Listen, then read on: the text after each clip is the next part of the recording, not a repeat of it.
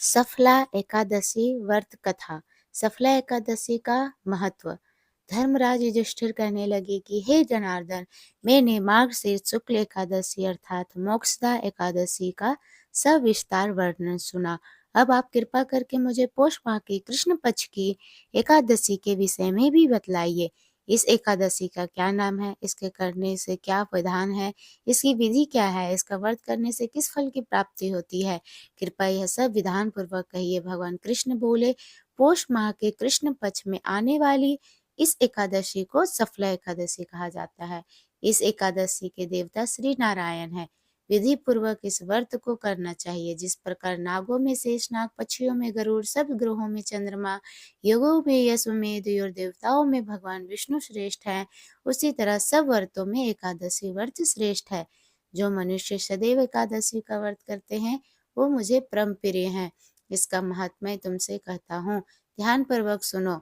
भक्त वत्सलय भगवान श्री कृष्ण कहने लगे कि धर्मराज, मैं तुम्हें स्नेह के कारण तुमसे कहता हूँ कि एकादशी व्रत के अतिरिक्त मैं अधिक से अधिक दक्षिणा पाने वाले यज्ञ से भी प्रसन्न नहीं होता हूँ, अतः इसे अत्यंत भक्ति और श्रद्धा से युक्त होकर करे। हे राजन, द्वादशी युक्त पौष कृष्ण एकादशी का महात्म्य मैं तुम एकाग्रचित होकर सुनो। सफला एकादशी व्रत की कथा। चंपावती नगरी में एक महिषीमान नाम का राजा राज्य करता था। उसके 4 पुत्र थे। उन सब में लुम्पक नाम वाला बड़ा राजपूत पुत्र महापापी था। वह पापी सदा पर स्त्री और वेश्या गमन तथा दूसरे बुरे कार्य में अपने पिता का धन नष्ट किया करता था। सदैव देवता ब्राह्मण वैष्णवों की निंदा किया करता था। जब राजा को अपने बड़े पुत्र की ऐसे कुकर्मों का पता चला तो उन्होंने उसे अपने राज्य से निकाल दिया। तब वह विचार करने लगा कि जाऊं कहाँ, क्या करूं। अंत में उसने चोरी करने का निश्चय किया। दिन में वह वन में रहता और रात्रि को अपने पिता की नगरी में चोरी करता तथा प्रजा को तंग करने और उन्हें मारने का कुकर्म करता। कुछ समय पश्चात सारी नगरी भयभीत हो गई। वह वन में रहकर पशु आदि को मारकर खाने लगा। नागरिक और राज्य के कर्मचारी उसे पकड़कर लेते किंतु राजा के भय से छोड़ देते। वन में एक अति प्राचीन विशाल पीपल का वृक्ष था। लोग उसकी भगवान के समान पूजा करते थे। उसी वृक्ष के नीचे वह महापापी लुम्पक रहा करता था। इस वन को लोग देवताओं की क्रीड़ा स्थल मानते थे। कुछ समय पश्चात पौष कृष्ण की दशमी के दिन वह वस्त्रहीन होने के कारण शीत के चलते सारी रात्रि सो नहीं सका। उसके हाथ पैर अकड़ गए। सूर्योदय होते होते वह मूर्छित हो गया। दूसरे दिन एकादशी को मध्याह्न के समय सूर्य की गर्मी पाकर उसकी मूर्छा दूर हुई। गिरता पड़ता वह भोजन की तलाश में निकला।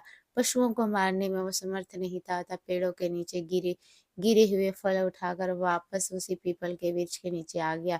उस समय तक भगवान सूर्य अस्त हो चुके थे। वृक्ष के नीचे फल रखकर कहने लगा, हे भगवान, अब आपके ही अर्पण है ये फल, आप ही तृप्त हो जाइए। इस रात्रि को दुख के कारण रात्रि को भी नींद नहीं आई। उसके इस उपवास और जागरण से भगवान अत्यंत प्रसन्न हो गए और उसके सारे पाप नष्ट हो गए। दूसरे दिन प्रातः एक अति सुंदर घोड़ा अनेक सुंदर वस्तुओं से सजा हुआ उसके सामने आकर खड़ा हो गया। उसी समय आकाशवाणी हुई कि हे राजपुत्र, श्री नारायण की कृपा से तेरे पाप नष्ट हो गए हैं। अब तू अपने पिता के पास जाकर राज्य प्राप्त कर। ऐसी वाणी सुनकर वह अत्यंत प्रसन्न हुआ और दिव्य वस्त्र धारण करके भगवान आपकी जय हो कहकर अपने पिता के पास गया। उसके पिता ने प्रसन्न होकर उसे समस्त राज्य का भार सौंप दिया और स्वयं वन के रास्ते चल दिए। अब लुम्पक शास्त्र अनुसार राज्य करने लगा। उसके स्त्री पुत्र आदि सारा कुटुंब भगवान नारायण का परम भक्त हो गए। वृद्ध होने पर वह भी अपने पुत्र को राज्य का भार सौंपकर वन में तपस्या करने को चला गया और अंत समय में वैकुंठ को प्राप्त हुआ।